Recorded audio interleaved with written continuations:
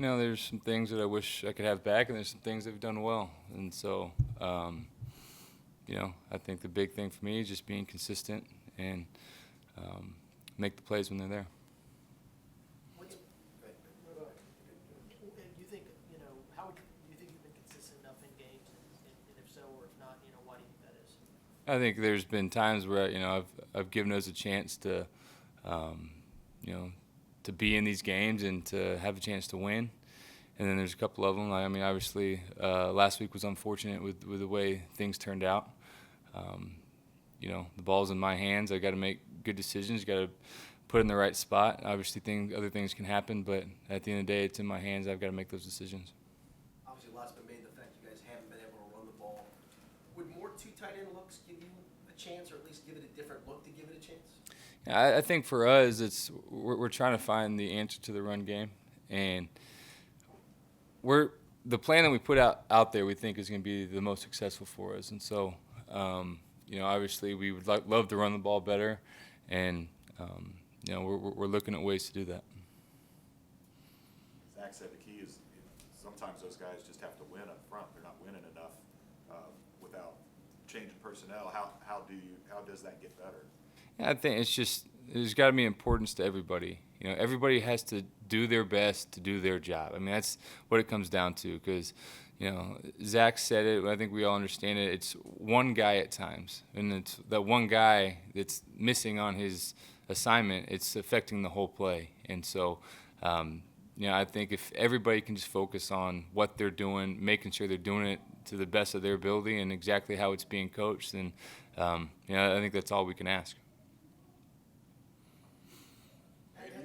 You did this London thing before. What's the most difficult part of it? It's just getting used to the time change. I think for us, it's getting over there.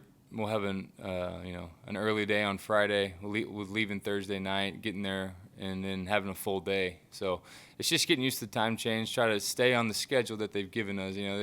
They've prepared us pretty well for, okay, this is how we want you to do things with sleep and rest and all that kind of stuff. So I think that's the biggest adjustment, just with the time change. I know it was a tie game last time, but did you view it as an enjoyable trip? Did you enjoy the experience? Yeah, it's obviously cool to go over there. For me, I had never been over there a couple years ago when we did it for the first time, and so cool to play in Wembley, get a chance to do that again. And so, yeah, I did enjoy it. Obviously, we would have liked to have a better outcome with a tie. It's kind of a weird feeling after the game, but I did enjoy it. How unique is it when there's not one fan base drastically for or against, and you kind of just hear a raucous of random cheers no matter what the play is? Yeah, people ask about it all the time. I remember we were on defense to start the game.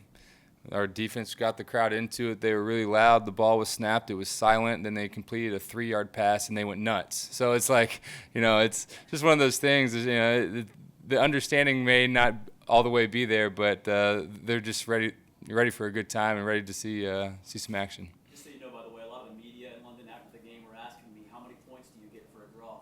Right. Yeah, I know. That's one thing. After the game, we were all disappointed we tied, and everybody there was like, "Oh, it's a good game. It's normal over here."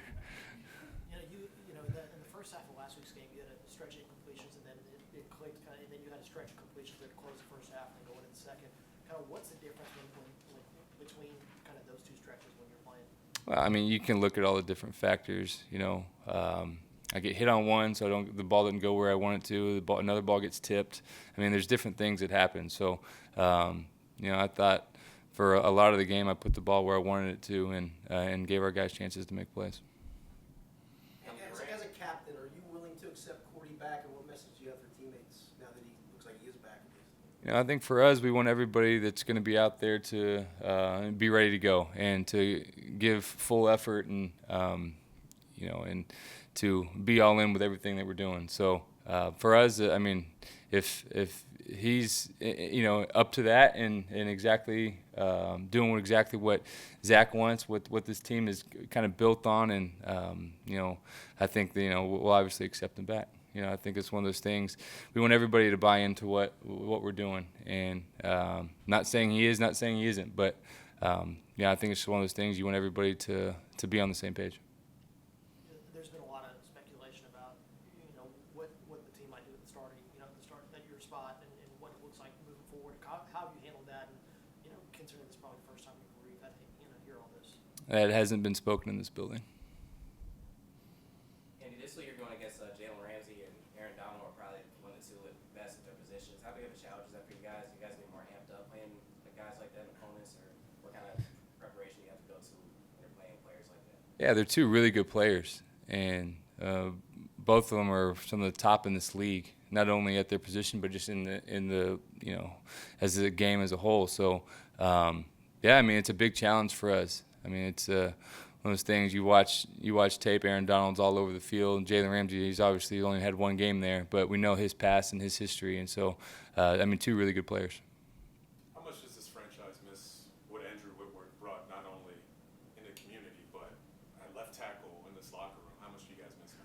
Yeah, Witt was my guy. He's the first guy that when I got here, when I got drafted, one of the first guys that I talked to. Stayed at his house when we did during the lockout, when we were doing some workouts and stuff up here. And so, you know, and he's meant so much to this team and this organization. He had a great career here, and so not only what he did just within the organization, what he did in the community and everything. So Witt was a guy that. You know, he had an unbelievable time here in Cincinnati. How much have you stayed in touch with him since he left? Yeah, I've talked to him throughout the years, and you know, it's been good. I know, and I'll be happy to see him over there.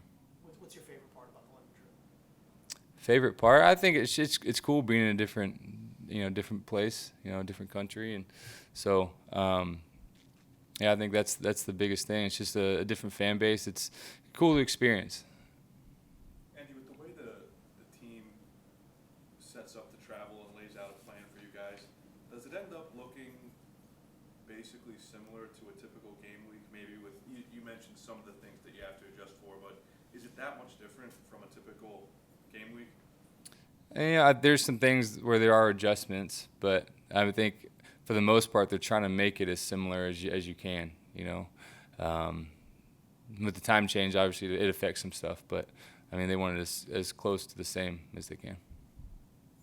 What kind of left around the time where things kind of changed, where you guys are in that 5 straight years of going to the postseason, and obviously haven't been back since he's been gone. Is it too simple to kind of point to a player of his caliber that left in free agency as indicative of what's, I guess, going on with this franchise in 2019? Yeah, Witt was really good for us, and you know, I loved every year that I got to play with him. I think it's one of those things. I mean, as you see the business of it, and you know, he had an opportunity in LA, and he took it, and so you know, it's just one of those things. Is he the reason things haven't been exactly the same? I don't know. Witt was a big part of this team and a big part of the leadership on this team, but you know, I'm happy for him that you know, he's had the success that he's had since being here. How often do you check in with AJ to see how he's feeling, how close he might be? Yeah, I talk to AJ all the time, and so you know, when that time comes, that time comes. It's not a magic potion, but I mean, you have to feel like that would make a big difference when you do get him back. Yeah, it's when you add a player of his caliber. I mean, it changes a lot of things, and so yeah. I mean, like I said, I don't know if it was last week or earlier this week or whenever it was. I'll accept him with open arms whenever he's ready. Thanks. Thanks.